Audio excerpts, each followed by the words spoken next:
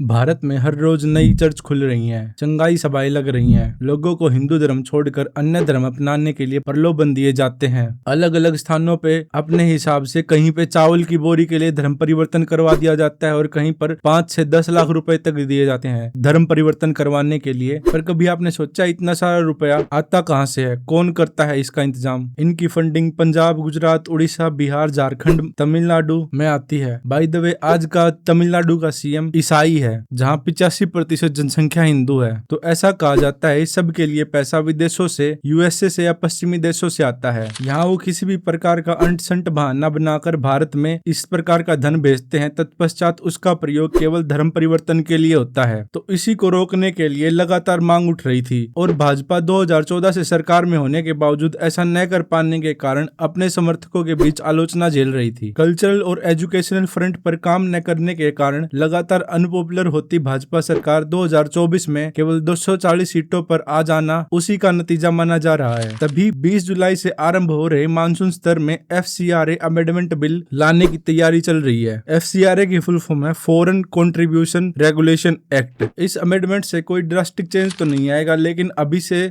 स्थिति बेहतर ही होगी। सबसे पहले जानते हैं बदलाव क्या होगा। उससे पहले मैं आपको बता दूं कि मेरी नजर में सिर्फ खाना पूर्ति है, कोई कंक्रीट या पॉजिटिव चेंज नहीं आ रहा है। प्रोसेलिटाइजेशन बैन, अर्थात अब धन का प्रयोग करके किसी भी तरह का प्रलोभन देकर धर्म परिवर्तन करवाना बैन है। अर्थात आप धन का या किसी भी प्रकार का प्रलोभन देकर धर्म परिवर्तन नहीं करा सकते। अब ये तो 2010-11 के इसके मूल स्वरूप में भी था और इसमें तो केवल ये लिखा है कि आप इसमें केवल विदेशी धन का इस्तेमाल नहीं कर सकते। पर भारत का संविधान तो ये कहता है कि आपके धर्म को मानने से, प्रैक्टिस करने से या प्रचार करने से कोई नहीं रोक सकता। सुप्रीम कोर्ट की अनेक ऐसी रूलिंग हैं जिनमें सुप्रीम कोर्ट ने इसके फेवर में रूलिंग दी है। संविधान का आर्टिकल 25 भी हमें धार्मिक स्वतंत्रता की आजादी देता है। बीजेपी रूल्ड लगभग सभी स्टेट्स में एंटी कन्वर्जन लॉ लागू है। फिर इसमें लिखा है कि डोनर से लेकर प्रोवाइडर तक सोर्स टू एंड इंफॉर्मेशन होनी चाहिए कि बाहर से रुपया कहां से आ रहा है, किस काम के लिए आ रहा है तथा कौन से राज्य में, किस जिले में कार्य के लिए आ रहा है, इसकी इंफॉर्मेशन देनी होगी।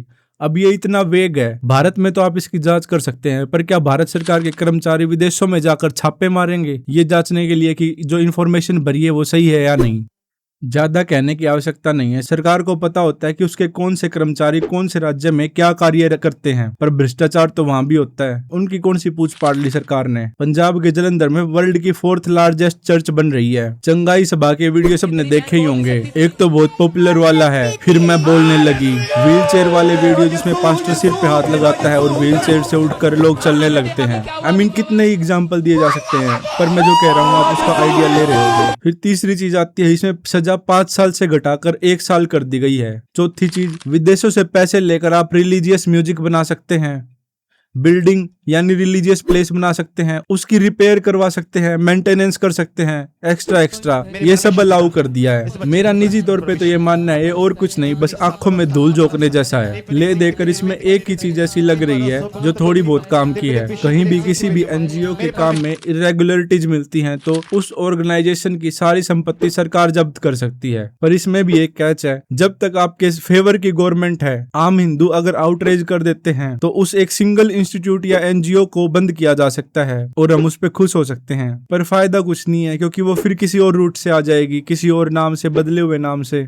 सच बताऊं तो जब इसके बारे में पता लगा और देखा कि कांग्रेस और डीएमके इसका विरोध कर रही हैं, काफी चर्चेज भूख हड़ताल कर रही हैं, अलग अलग प्रकार से इसका विरोध कर रहे हैं। पी विल्सन जैसे राइटर या कहें डीएमके के वकील और राज्यसभा सदस्य दी हिंदू में आर्टिकल लिख रहे हैं, इतना आउटरेज देखा तो एक बार तो खुश हो गया और सोचा कि इसके ऊपर वीडियो बनाए। पर जब वीडियो बनाने के लिए रिसर्च करने लगा तो पता लगा कि ऐसी कोई दिक्कत वाली बात नहीं है उनके लिए, सब हवा की बात है। हकीकत ये है कि ये सिर्फ यूजीसी जैसे मुद्दे से ध्यान भटकाने के लिए किया जा रहा है। एक और चीज है, आखिरी चीज, इसमें FCRA अकाउंट दिल्ली में ही ओपन होंगे। अगर आपको ये थोड़ा भी सही लगे तो मैं आपको बता दूं, इससे कोई फर्क नहीं पड़ने वाला।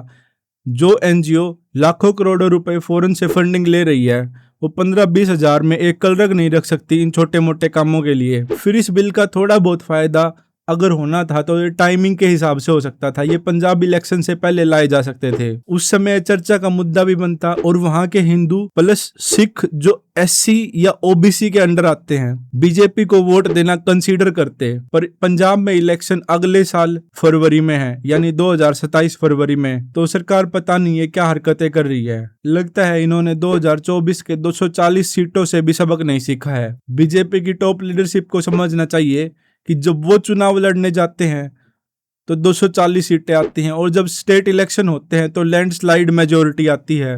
महाराष्ट्र, बंगाल, असम, हरियाणा, दिल्ली, बिहार इसके एग्जाम्पल हैं। अब भाजपा समर्थक खुद सवाल उठाने लग गए हैं। मेरा तो ये मानना है कि भाजपा सरकार को अब सुधर जाना चाहिए। 12-14 साल हो चुके हैं, अकेले हाईवे, रेलवे, एयरपोर्ट सब बढ़िया है, पर हिंदू हितों की बात कौन करेगा? हिंदू सभ्यता व संस्कृति के लिए अभी तक कोई कॉन्क्रीट कदम इस सरकार ने नहीं उठाया है। कांग्रेस ने वक्फ बोर्ड के कानून में जो 2013 में बदलाव किया था उसे भी कंप्लीटली रिवर्स नहीं कर पाए। और क्या ही एक्सपेक्टेशंस रखे अब इस सरकार से? बात तो वहां से शुरू हुई थी ना, जो हिंदू हित की बात करेगा वही देश पे राज करेगा। तो आप खुद ही अंदाजा लगाएं इस चीज के लिए और चैनल को सब्सक्राइब कर लें। 1500 सब्सक्राइबर्स का टारगेट है। वीडियो को लाइक करें और इसी प्रकार की और वीडियो देखने के लिए चैनल को विजिट करें या स्क्रीन पर आ रही वीडियो को क्लिक करें। धन्यवाद। राम राम।